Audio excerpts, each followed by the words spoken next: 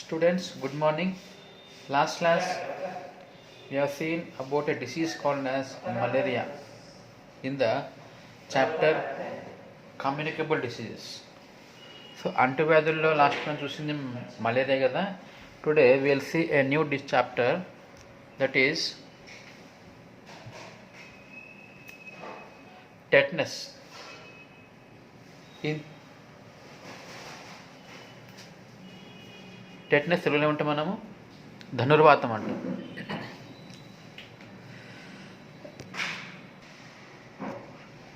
So tetanus అనే దానికి అర్థం ఏంటి, దాని వర్డ్ మీనింగ్ అర్థం ఏంటి, it is the Greek word. దాంట్లో మనకు కనిపించేది ఏమిటి అంటే టు స్ట్రెచ్, లాగడం. ప్రతి మజిల్ ఏమవుతుంది, లాగబడుతుంది ఇక్కడ. It is a disease of neurology.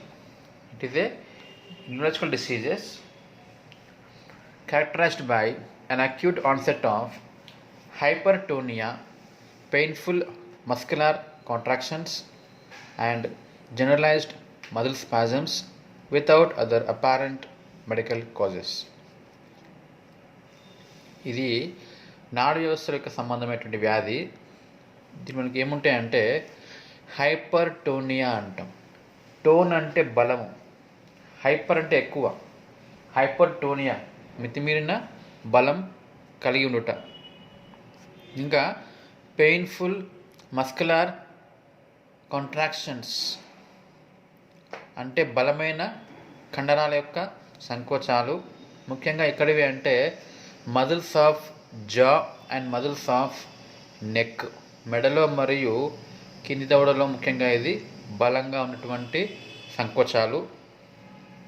And generalized muscle spasms,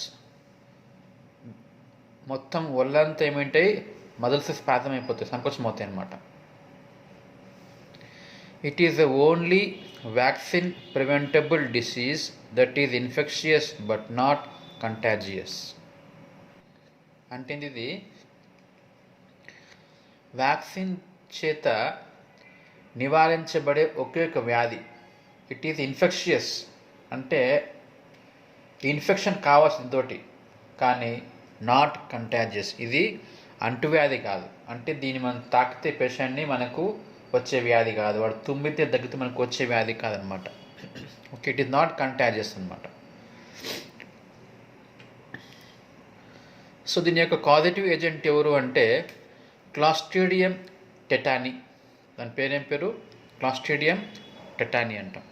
it is anaerobic అంటే ఏంది, ఆక్సిజన్ లేకపోయినా కూడా పెరగడానికి అనువుగా ఉన్నటువంటి బ్యాక్టీరియా ఇది.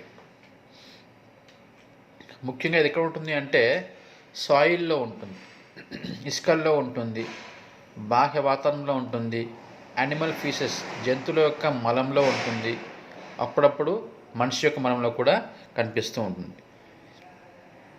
ఇది ఆకారం అన్నమాట. ఇది క్లాస్ట్రీడియం టెటనీ యొక్క look.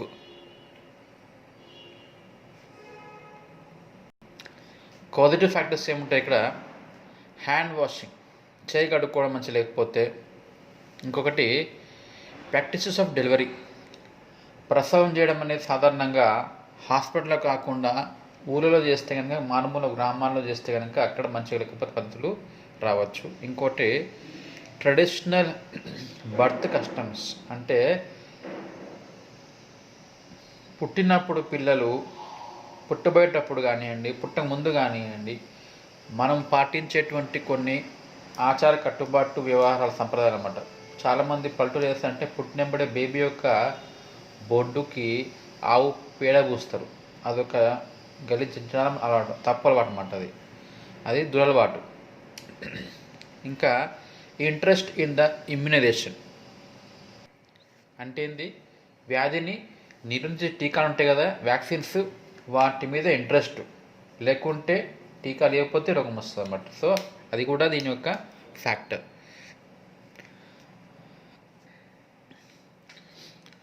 Transmission, infection is not transmitted from 1% to 100%.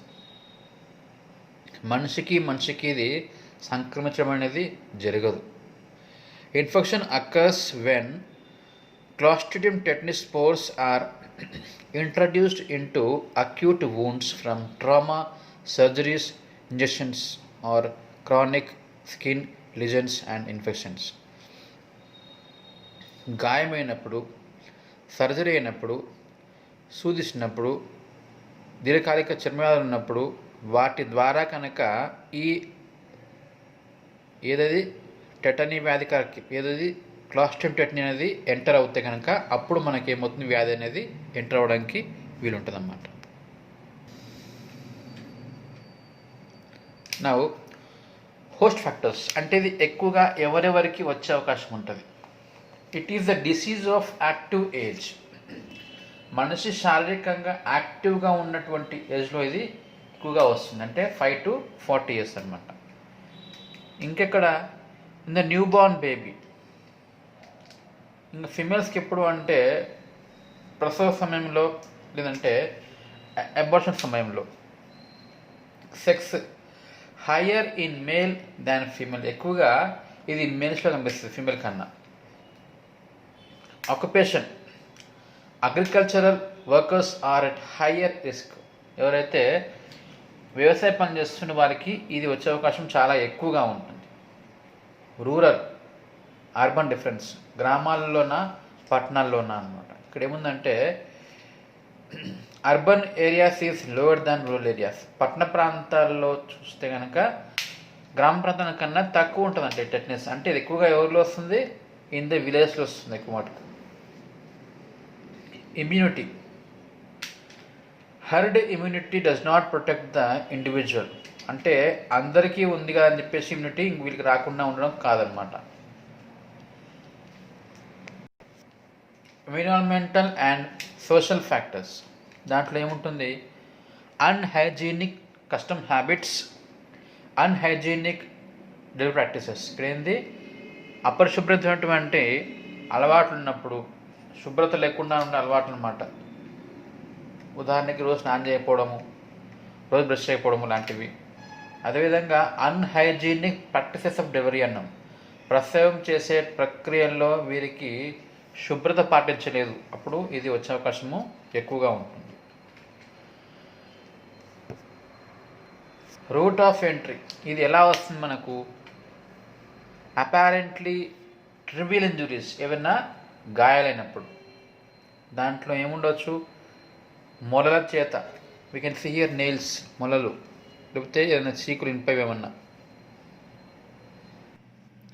లేకపోతే ఏమైనా యానిమల్ బైట్స్, జంతువులు ఏమన్నా కరిచినప్పుడు. ఓపెన్ ఫ్రాక్చర్స్ అంటే ఎముక విరిగి అది బయటికి కనిపిస్తుంది అనుకోండి, అప్పుడు.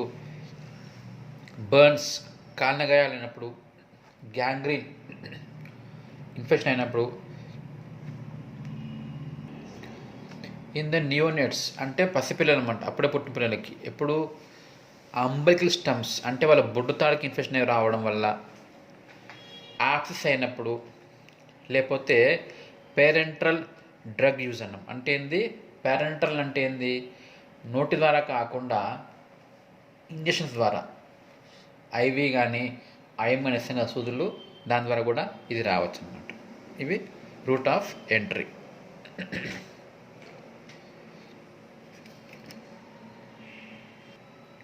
టెటనస్ ప్రోన్ వూండ్ అంటే ఎటువంటి గాయాలకు ఇది వచ్చే అవకాశం ఉంది టెటనస్ అనేది. ఏ గాయం అంటే a wound sustained more than 6 hours before surgical treatment. ఏ గాయం అయితే 6 గంటల వరకు మనం ఓపెన్ చేసి పెట్టినాం మూయకుండా అప్పుడు. ఇంకా a wound sustained at any interval after injury which is puncture type or shows much vitalize tissue or septic. ఇక్కడ ఏంటి అంటే ఏదైతే గాయము పంక్చర్ అయినట్టుగా ఉంది, బొక్కబడినట్టుగా ఉంది, ఉదాహరణకి చిరువుచ్చుకోవడం లాంటిది, లేకపోతే టిష్యూ పోవడము, సెప్టిక్ కావడము, లేకపోతే ఏదైనా ఇసుక వల్ల ఇన్ఫెక్షన్ కావడము, అట్లయితే అటువంటి వ్యాధులకి ఇది వచ్చే అవకాశము ఎక్కువగా ఉంటుందన్నమాట.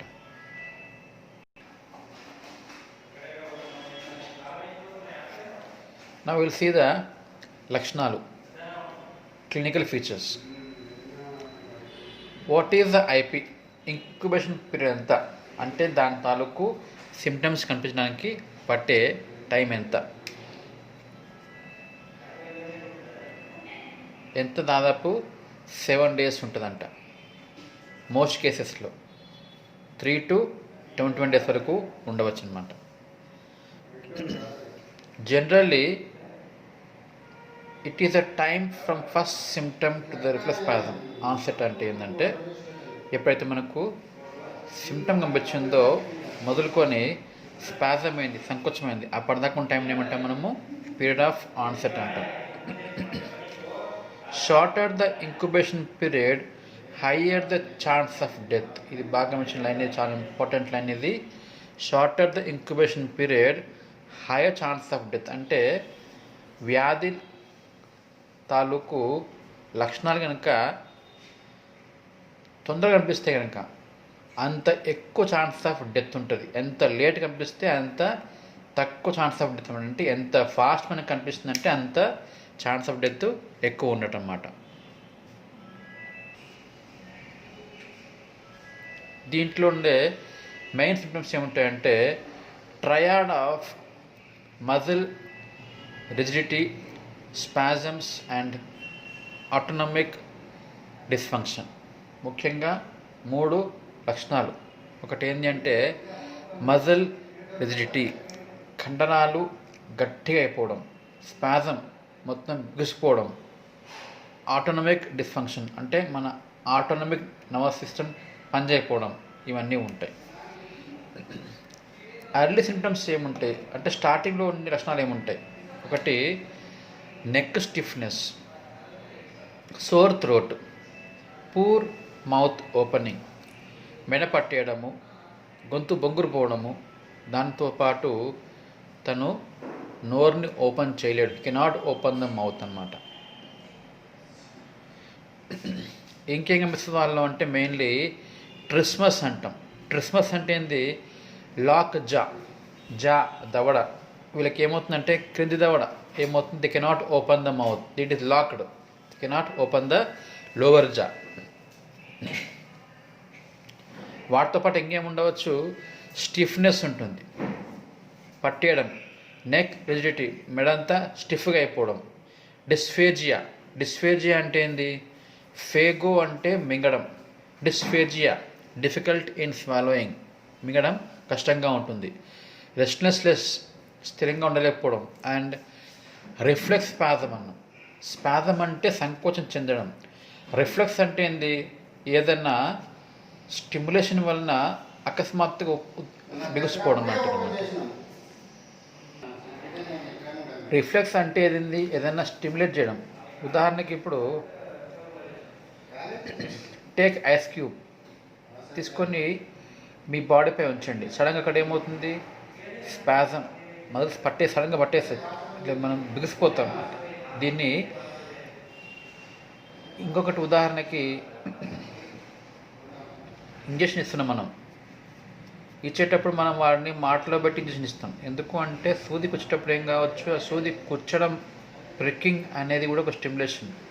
వెంటనే మజిల్ ఏమవుతుంది, స్పాజం అయిపోతుంది. స్పాజం అయిపోవడం వల్ల నీడిల్ అనేది దిగదు కిందికి ఈజీగా. కాబట్టి మనము ఏదో మాటలో పెట్టి సూదిస్తుంటాం అంటే దీన్ని ఏమంటే మనము రిఫ్లెక్స్ స్పాజం అంటాం. అంటే ఏదన్నా స్టిమ్యులేషన్ వల్ల సడన్గా స్పాజం కావడం.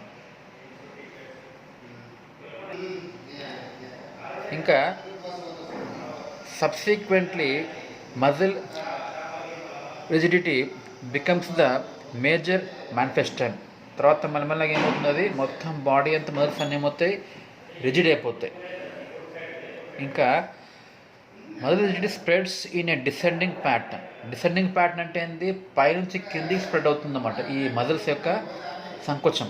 ముఖ్యంగా అక్కడ చూడండి, ఫ్రమ్ ద జా నుంచి, ఫేషియల్ మజిల్స్ నుంచి మెల్లమెల్లగా చేతులకు తర్వాత కాళ్ళకు వస్తుందన్నమాట. స్పేరింగ్ హ్యాండ్ అండ్ ఫీట్, కేవలం పాదము మరియు అరచేయి తప్పించి మిగతా బాడీ అంతా మజిల్స్ ఏమవుతాయి, ద గెట్ స్పాజమ్స్, సంకోచం చెందిపోతాయి అన్నమాట. చూడడానికి ఇలా ఉండిపోతారు, మొత్తం బాడీ అంతా. ఫేషియల్ ఇక్కడ ఏమైంది, మొత్తము సంకోచం అయిపోయింది అనమాట.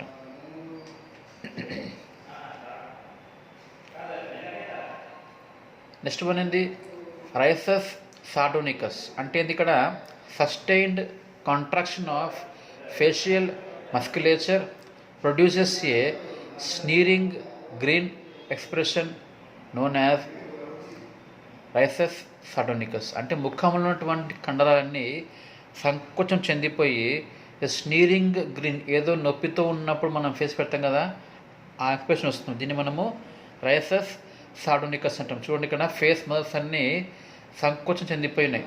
ఓకే, తర్వాత next contraction of muscles at the angle of mouth and frontalis. Angle of mouth దగ్గర ఫ్రంటాలిస్ దగ్గర మజిల్స్ ఏమైనాయి కాంట్రాక్ట్ అయిపోయినాయి. ట్రిస్మస్ అంటే lockjaw, spasm of masseter muscles మనం నమలడానికి ఉపయోగించే మజిల్స్ ఉన్నాయి కదా దవడ దగ్గర, అవేమవుతాయి అవి కూడా లాక్ అయిపోతాయి. అంటే ఏంది ఫిక్స్ అయిపోతాయి. హీ కెనాట్ ఓపెన్ ద జా. ఒపిస్టోటోనస్ అంటే ఏంది spasm of extensor of neck, back and legs to form a backward curvature. మెడ ప్రాంతంలో, వీపులో, కాళ్ళలో అన్నీ ఏమవుతాయి సంకోచం చెంది వెనక్కి పనిపోయేటప్పుడు వాడికి మొత్తం ఇట్లా వెనక్కి వంగిపోయి ఉంటాడు. దీన్ని ఏమంటాం మనము ఒపిస్టోటోనస్ అంటాం. ఇంకా muscle spasticity. Next one poor cough, దగ్గడం ఇబ్బందిగా ఉంటుంది. ఇనేబిలిటీ టు స్వాలో, మింగలేడు. గ్యాస్ట్రిక్ స్టాసిస్ అంటే ఇక్కడ స్టమక్లో మూమెంట్స్ కూడా ఆగిపోతాయి. తర్వాత రెస్పిరేటరీ ఫెయిల్యూర్,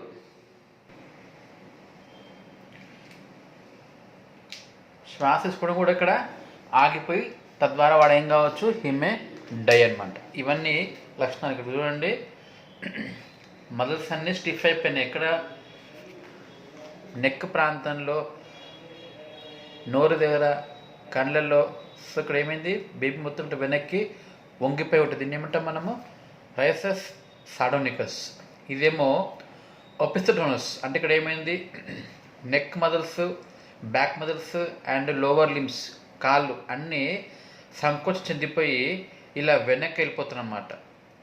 దీన్ని మనం ఏమంటాం మనము ఒపిస్టోటోనస్ అంటాం. Condition called as ఒపిస్టోటోనస్.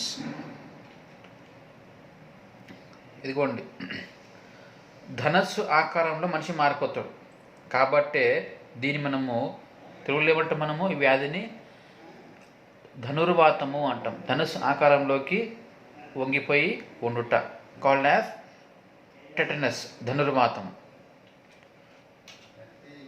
ఇంకేముంటాయి dysphasia, he cannot swallow, మింగలేడు. ముఖ్యంగా ఎందుకు అంటే spasm of the pharynx muscles. Next one reflex spasm అన్నాం. అంటే ఏదన్నా చర్యకి, ఏదన్నా స్టిములైకి స్పందనగా స్పాజమ్స్ అయిపోవడం.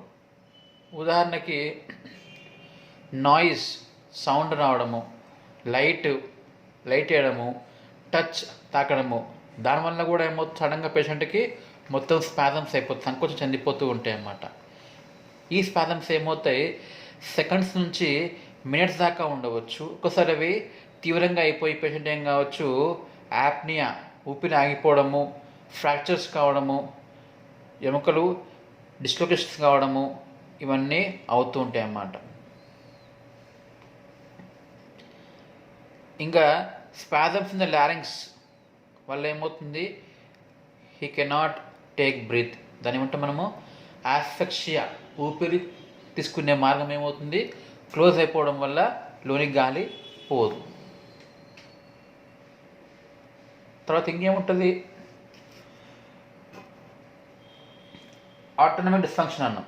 దీంట్లో ఏమవుతుంది tetanospasmin has a disinhibitory effect on the ANS. దీంట్లో ఏముంటే మనకు హైపర్ పైరెక్సియా, ఎక్కువ జ్వరం వస్తూ ఉంటుంది. స్వెట్టింగ్, చెమటలు బాగా పడుతూ ఉంటాయి.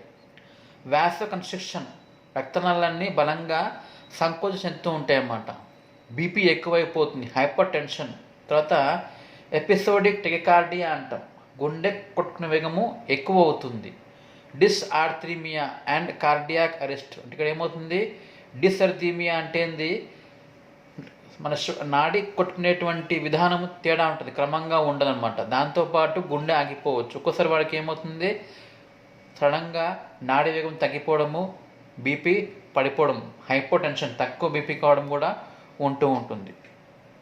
ఇంకేం లక్షణాలు ఉండవచ్చు, డ్రూలింగ్, నోట్లోంచి లాలజలము కారుతూ ఉంటుంది.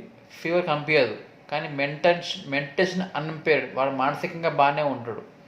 హ్యాండ్ ఆర్ ఫుట్ స్పాజమ్స్, కాళ్ళ చేతకు అప్పుడప్పుడు స్పాజమ్స్ వస్తూ ఉండవచ్చు. ఇరిటబిలిటీ, చికాకు బాగా ఉంటుంది. Uncontrolled urination or defecation, control కానటువంటి మూత్ర విసర్జన మరియు మల విసర్జన జరుగుతూ ఉంటుందన్నమాట.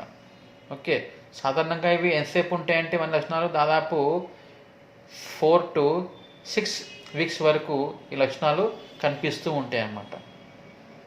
ఓకే, దీని గురించి మిగతా విషయాలన్నీ will see in the next class.